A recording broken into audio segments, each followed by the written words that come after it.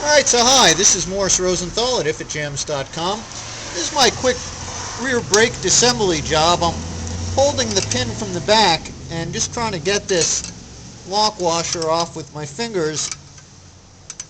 There we go. These springs don't really have a whole lot of force on them normally.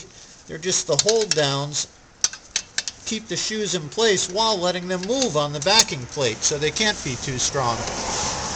Now, once you get those off and you get the pins out of the way, if you're a little lucky, you ought to be able to get the whole assembly off in one shot without destroying the boot on the wheel cylinder. I hate having my hand in the way of the camera here.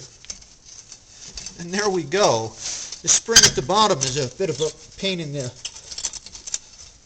patootie sometimes, but that is one disassembled brake assembly.